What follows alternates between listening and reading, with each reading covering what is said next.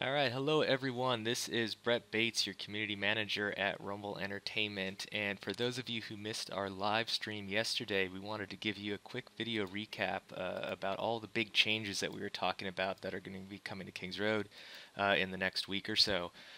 So the first thing that we wanted to show you were the changes coming to content. So one of the big things that we did here is rebalance all of the difficulties in the game. So right now we have Luke playing in heroic mode in the Siege Beast level, and you can see he's playing solo. So you can actually solo heroic and champion mode now. I mean, I know some of you were able to do that before, but now it's intended that you can play it single player. And what happens now is as you add more players to your party, it'll increase in difficulty. Yeah, go ahead and play. Just keep playing that level. So, really kind of the rationale behind what we're doing here is to make sure that the difficulty scales more gradually. The way it worked before, we didn't have the tools to do, real difficulty scaling depending on how many members were in your party. So we said, okay, let's have Champion and Heroic both be scaled for 3-player parties. But we know that not all of you guys can always play with 3 players, or some of you might not even want to play with other people. So we wanted to make sure that these difficulty levels, they're going to challenge you, but you can still play them solo if you want.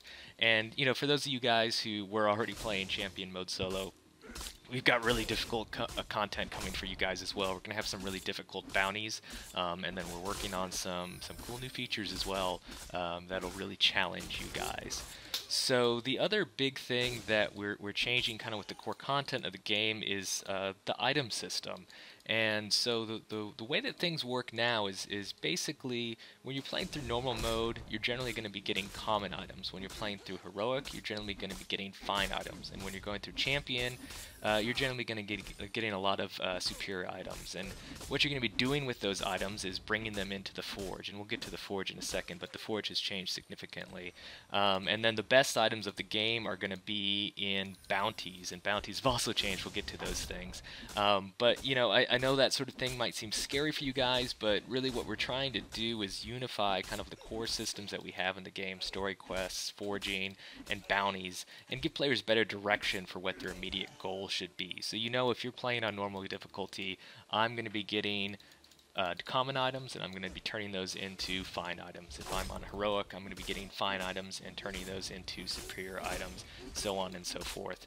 A couple of the other things that we're changing around with items is we're getting rid of identifying. We'll talk about that when we get into town, but that was a feature that we felt didn't really add too much to the game, and it wasn't exactly a fun thing to do. So all of the items that you're going to get now are identified. And then on top of that, all of the items that you get will be for your class. I know that's been a point of contention before, people getting really annoyed when they've been really trying to get an artifact item or something. They get it and it's for a class that they're not playing as. And so we understand your pain there. So now whenever an item drops, it's going to be for the class that you are currently playing as. Let's see, the other kind of key points that I wanted to mention to you guys: we are removing a couple of the item attributes, including item find and the cooldown reduction. To be honest with you guys, that's more about the fact that they compete with our potions than anything else.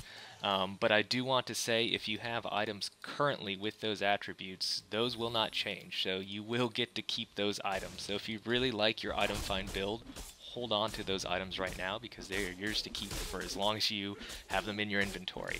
The last thing I wanted to say, a cool new change with set items. We're going to be adding a lot new set items to the game, not just ones at high level. We're going to be dropping ones at mid level, ones dropping at level 45, level 50, so on and so forth. And those set items will now actually be sold for gems. So if you have enough of those set items, you can actually get as many gems as you can possibly get in the game. So at this point, let's move into town. Luke, why don't we go back to town here and show off some of the changes that we've made there. Alright, here we are back in the town hub. As you can see here, Couple of differences, a few people are missing. Both Bertha and Emil have left us for now. That does not mean they are gone forever. They might come back in a bounty. We might bring them back into town later. But for right now, what we're really trying to do is simplify things here. And as I mentioned earlier, one of the things that we've done is remove identifying items to make the whole item process a lot simpler. But that did leave Father Byron with very little to do. So he is now actually the person you talk to when you want to leave town and go play a story mode map. We also decided to get rid of cooking for a very similar reason. It added a lot of complexity to the game. It wasn't very interesting. It was just kind of confusing. So we've decided to remove cooking altogether, and Lorian is now the person you talk to for all of your food and drink needs. One of the other things that we've done in the game is improve the forge. I mentioned earlier that part of what you're going to be doing when you're playing through the main story quests is getting a lot of drops of one item type and then forging those into a new item type.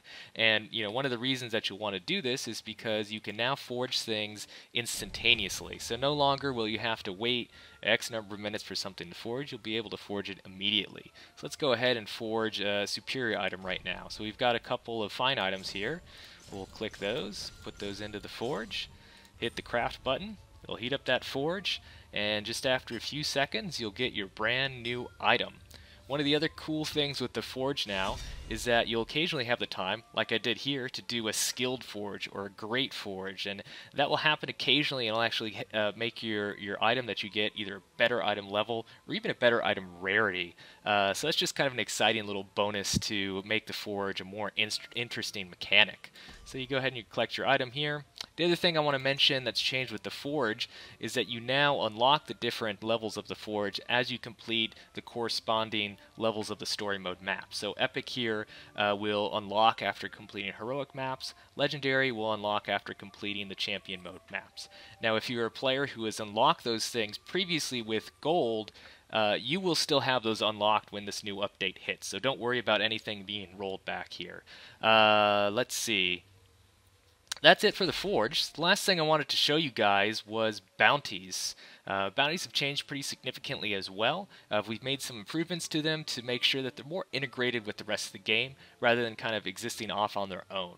So I mentioned earlier that part of the reasons you'll be playing the story mode maps is for bounties, and the reasons for that is that bounties now cost tokens rather than being one free play and then 4 gems. So when you're playing through the normal mode maps, as you complete quests, you'll be getting bounty tokens. As you beat the Uber bosses, Siege Beast, Malvoth, and Adamar, you'll also be earning bounty tokens. And of course you can buy those bounty tokens with gems as well. The other big change that you'll see here are different difficulty modes. So no longer is there just going to be one bounty for everybody. We can now cater those bounties to people at different levels. So when you're playing through the heroic mode story quest lines, you'll also be playing heroic mode bounties, and those are going to be more difficult, obviously, than the normal ones. You can see here we also have champion bounties, and then some special level 50 and level 60 bounties. That's that content I mentioned earlier that's aimed specifically at those players who have been looking for a lot of challenge. The other cool thing with bounties now is bounties are where you're going to find lockboxes, and lockboxes have the best items in the game. That's where you're going to get all of the new set pieces in the game. So you can see here this bounty Troubling Tremors rewards you with one lockbox, a superior lockbox, and you can see here you're going to get any one of these items when you open up that lockbox after you complete the bounty. You're either going to get one of the set item pieces or you're going to get a potion or a fine item. So, these are really a cool way for people to engage with the bounties, have them feel like they're connected to the main quest content, have them just be more fun overall. So that's pretty much all that we went over yesterday during the live stream. There's a lot of other new features, small things coming in with this update as well. We'll have many more updates on this for you guys in the coming week, and we'll have more updates for you as far as when this release will actually be coming out. It should be within the next week or two. But if you have any questions, please post them to our Facebook page, put them on our forums at forums.rumblegames.com, and we'll answer as many of those questions as we can. Thanks for listening, guys.